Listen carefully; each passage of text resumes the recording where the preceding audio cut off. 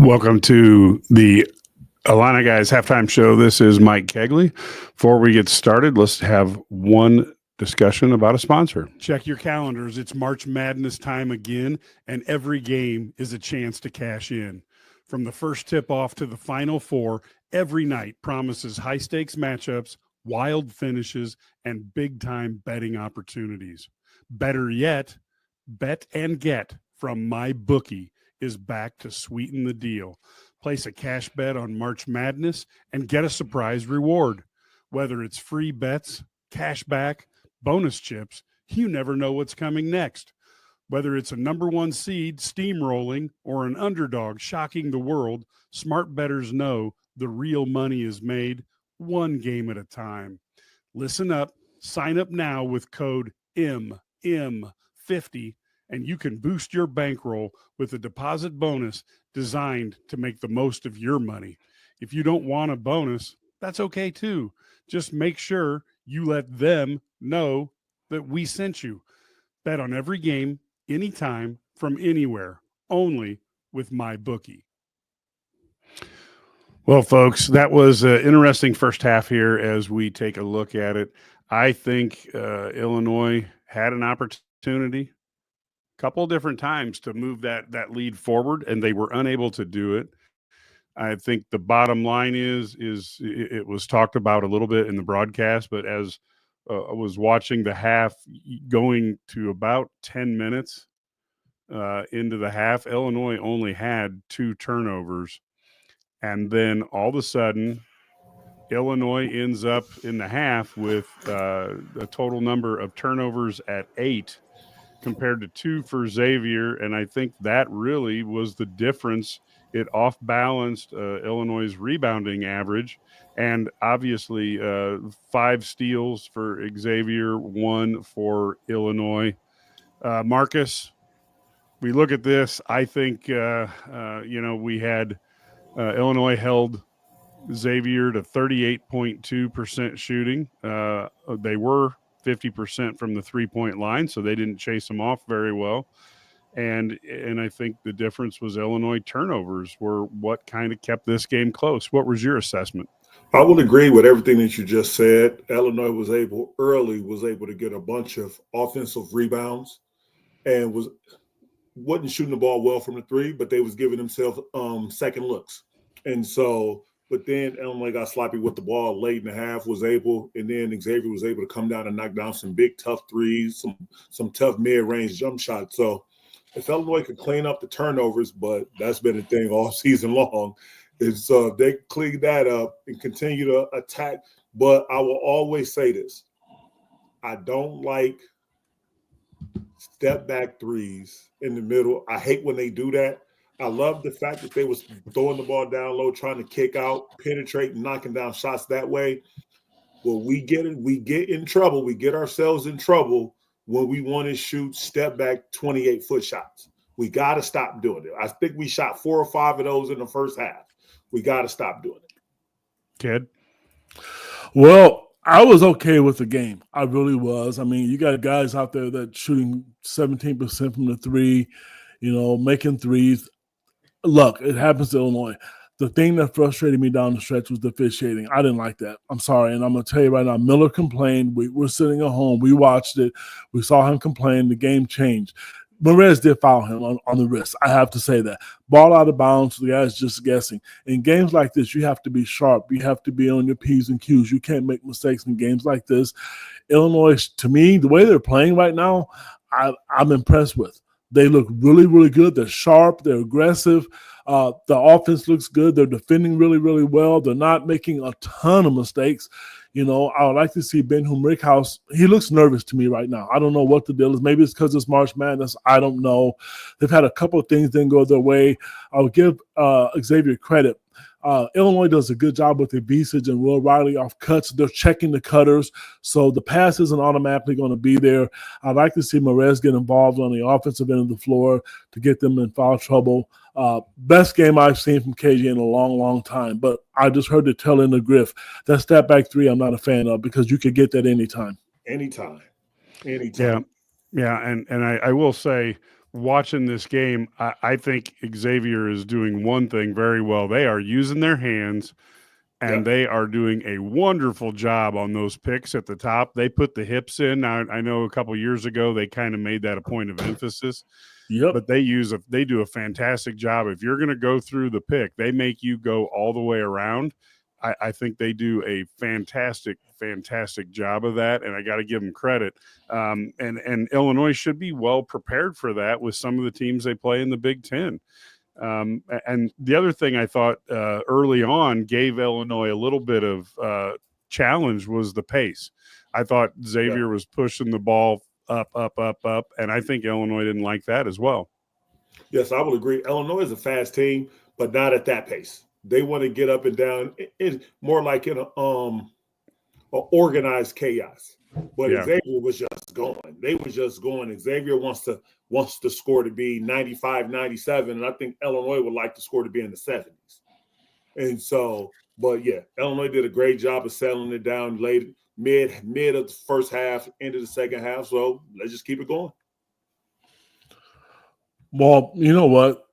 They're going to make some shots, and they've made a couple of threes that just hit the back of the rim, and I know, and it's just ugly. Yes, and you think there's no way, and it just took the life out of you. But then for a long time, I'm impressed with what Illinois is doing on offense. They look really, really sharp to me right now with what they're trying to do, and they're not making it easy for Xavier. And Ked froze for emphasis there. Oh my gosh. Am I back there? Yeah, you're back.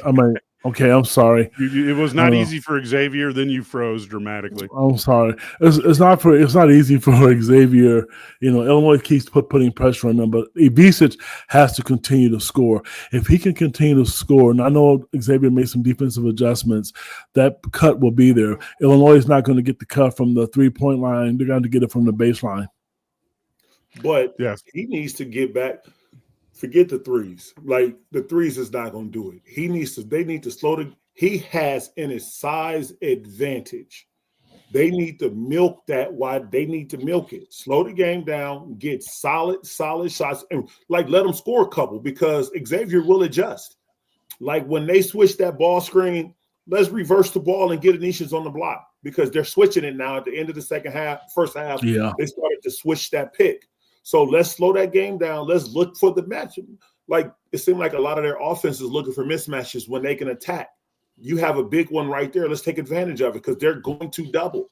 They're not going to let him back a guard all the way down in the middle of the paint. They're not going to let him do it. As soon as they dig, I want you kicking out those threes, stepping in, walking in, knocking them shots down.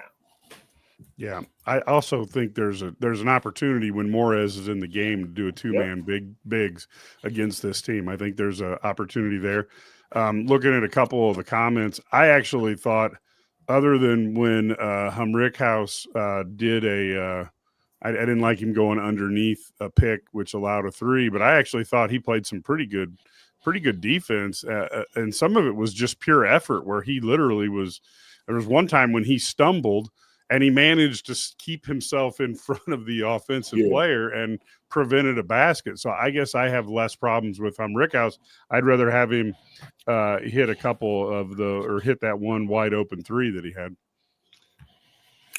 I want to see him score. Everybody can text me and tell me all they want about his defense. He needs to score. You can't miss layups.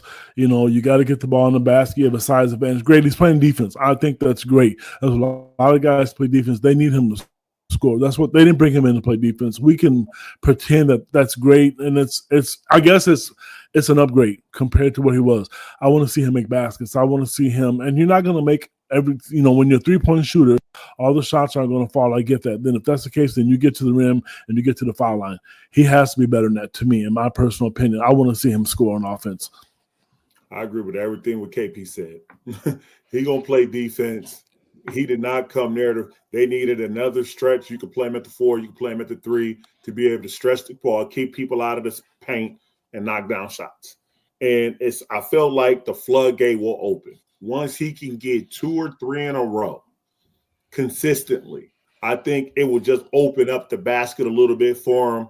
And then I think those layups, because I think every layup he shoots it so hard it rolls off the rim. It's not even close to going in. Yes. He just needs to Thank maybe you. he needs to get to the free throw line, get something easy so that rim can open up about 2 inches, and then those threes will go in, and then I think will make his defense play better.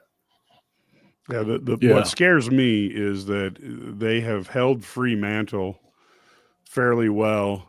Illinois has held Xavier to 38% shooting, and they only have a 5-point lead. So what scares me is, does Fremantle get hot in the second half and help take Xavier over this?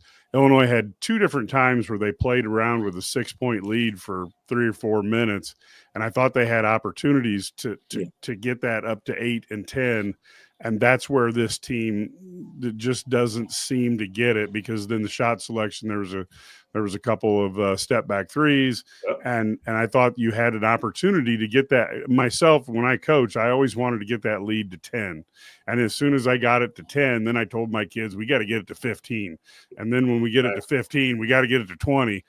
Always trying to figure that out, and I thought Illinois had a couple opportunities, maybe not to put Xavier away, but to make them play a lot differently. I still think Xavier now, they've responded well to the picks up top, and then we're going to see what Underwood and company do to come back against that a little bit.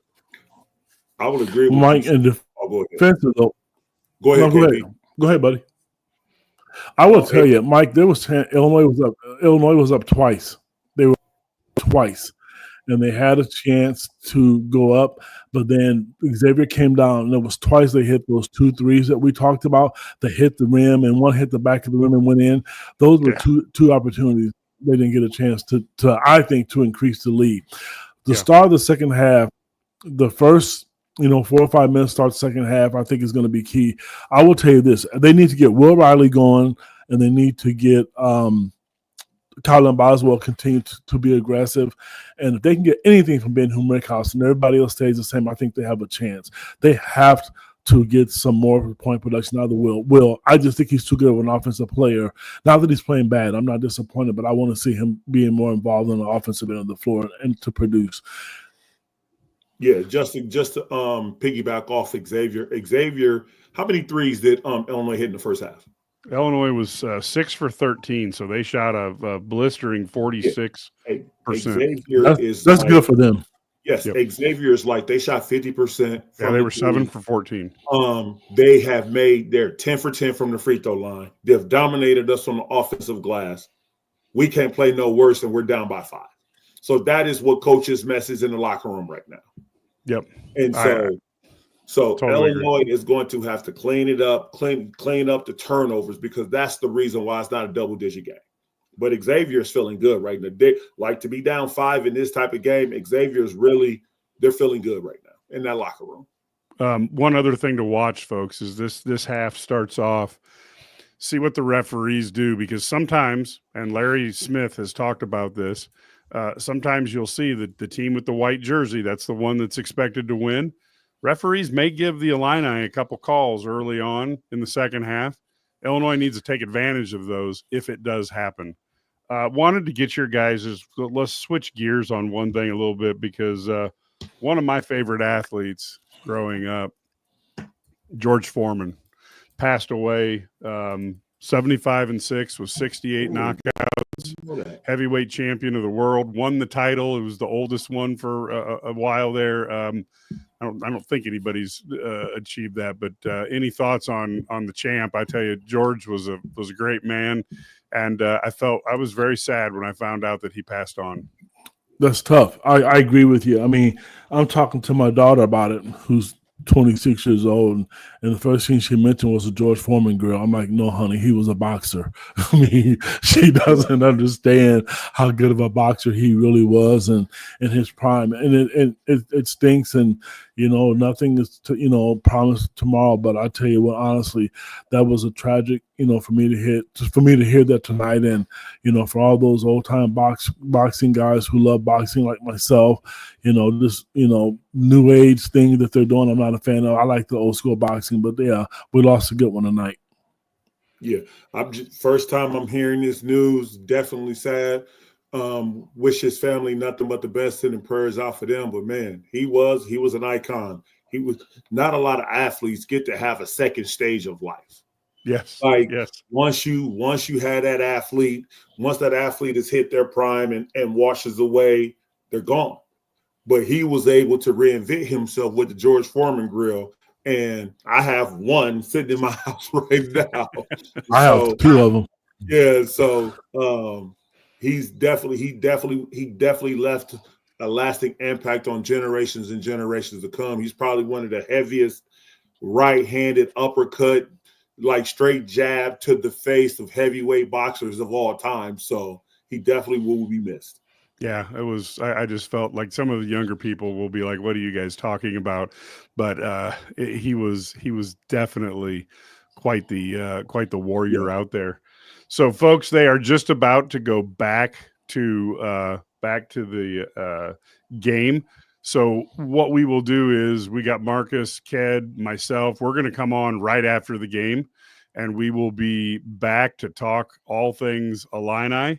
Until then, folks. Go Illini. Thanks, my man. This is the Run My Own Business dream. This is the colleges paid for dream. This is the retire early dream. Can you kick me out because it's not letting me? This is Busey, where your dreams and possibilities become moments through trusted guidance and expertise, through lifelong relationships. Because we're here to help you achieve the life you've always envisioned. We will see you right at the end of the